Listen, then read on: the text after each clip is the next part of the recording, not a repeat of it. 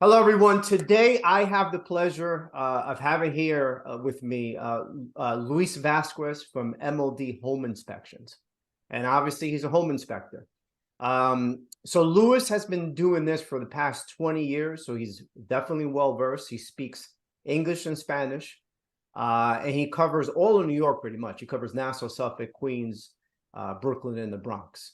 How are you doing today, Luis? How are you? Thank you for having me. Of course, of course. So, what I'm going to get right into it. So, for a home inspection, what are the important things that you look at? Like, if we were to categorize it, what are some of the important things that you're going to look at once you come in there? So, obviously everything is important, but to me, the most important things in a home inspection would be structural, roof, the foundation, health and safety, and plumbing and electrical. Okay. Now, talk to me about the structural. When you're looking at the structural, what are some of the things that you're looking for? So when I'm doing a home inspection, I go around the house looking at the foundation to see if the house is moving.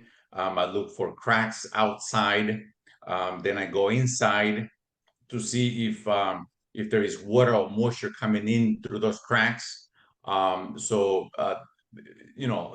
what I look at when I'm doing conducting a home inspection.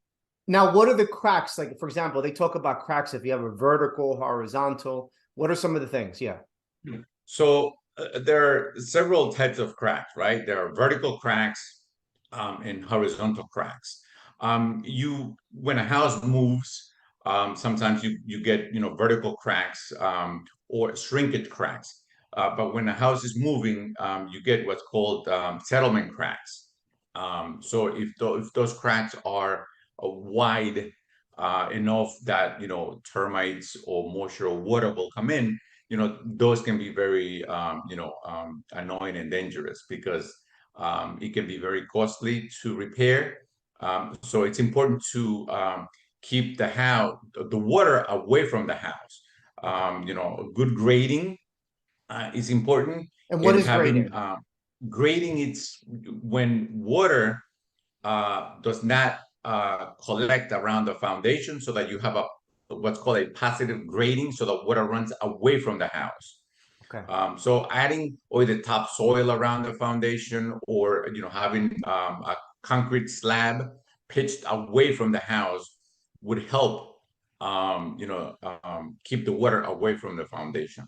Okay, so going back to the cracks, if it's vertical, horizontal, what's like the danger? What are some of the things that we should look for? If it's vertically, if there's a gap or horizontal gap, what's the most dangerous So thing? the horizontal cracks, those are a little more dangerous, right? Okay. Because if you have what's called shearing, when or either the top wall is pushed in, usually, or it's either water or pressure from the outside is pushing in the walls. Okay. So those are a little more dangerous than vertical cracks. Vertical cracks are easy to fix if they're not too wide.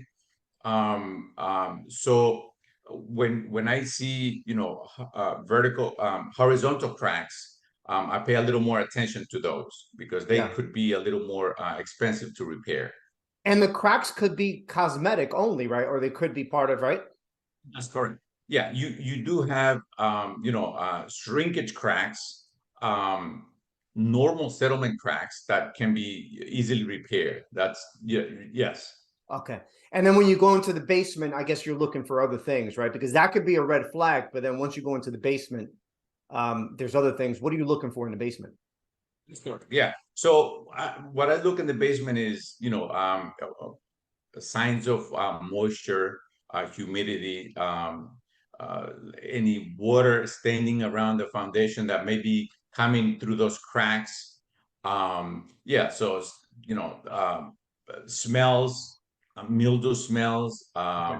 mold on the walls, stuff like that. Yes. Okay, very good. So let's jump to the next one, which is health and safety. What are some of the things that you look for health and safety? So health and safety. What I look for is do you have handrails that are missing, Okay. smoke detectors, carbon monoxide, mold, asbestos siding, as insulation that's that contains asbestos, stuff like that. Okay, yeah, because that can affect somebody's lending also, which is and that can cause long-term issues. So also let's go to the next one, which is roof. Roof is a huge thing. Tell me a little bit about the importance of inspecting a roof. Yeah. It's roofs are very expensive, and they can a minor leak can cause a lot of damage, and you don't find that damage until it's a little too late, because a minor leak can drip in the attic. It can damage the sheathing, which is the plywood, the insulation, the sheetrock, and most of the time, it creates mold in the attic, or between the walls. So yeah, roofs are very, very important, and they can be very expensive to either to repair or to replace. And what about how it incorporates with the gutter system? Yeah, I mean, if you have a good gutter system to take all that water from the roof and divert it away from the house, that will keep the house healthy, and it will prevent that house from settling. Yeah, so it's important, like I said before, it's important to keep a good positive grading and extensions on those downspouts, so that all that water being collected from the roof and down to the house, it gets pushed away from the structure. So it's pretty much what I'm getting is that water has to be like it's one of the biggest things to manage when you own a home, correct? Correct. Yes, you definitely need to. You can't fight water. You have to work with it, and you have to take it away from the structure. Okay. So yeah, having a good grading and downspout, extensions on the downspouts, it's very important. It's not very expensive to do that. Exactly. Just a maintenance. Those are maintenance items. And it's amazing. Sometimes I go into these houses and it's like these minimal things that they could do, and it doesn't get done. It just causes so much damage in the future. So let's go to the next one, next and last, which is plumbing and electrical. Speak a little bit about that. Okay. So plumbing is it's also very important because a minor leak in the basement can also create mold, especially if that plumbing is behind the wall. You will not find out if you have a leak until it's a little bit too late.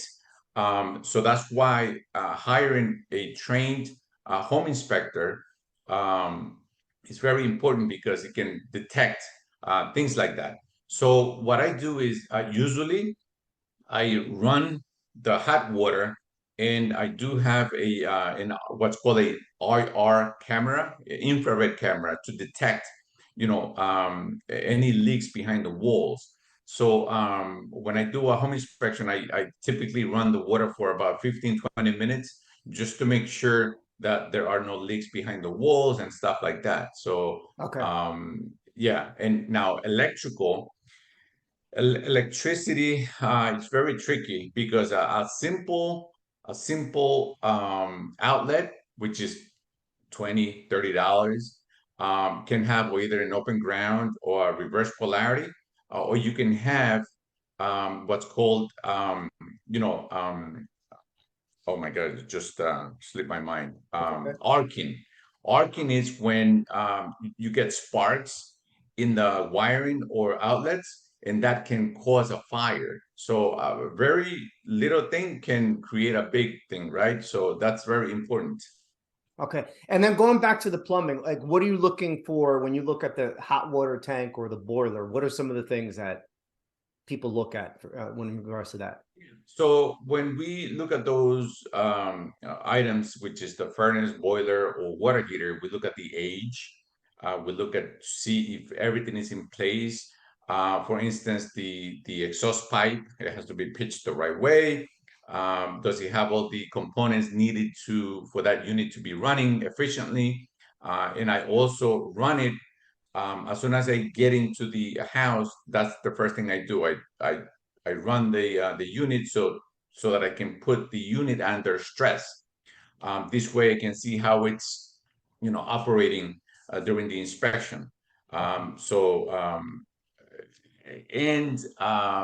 having a regular maintenance on those units is very important as well. Okay, very good. Well, Luis, you gave us a wealth of information. If somebody wanted to reach out to you, how can they do it? Yeah, they can go online. They can look me up in Google.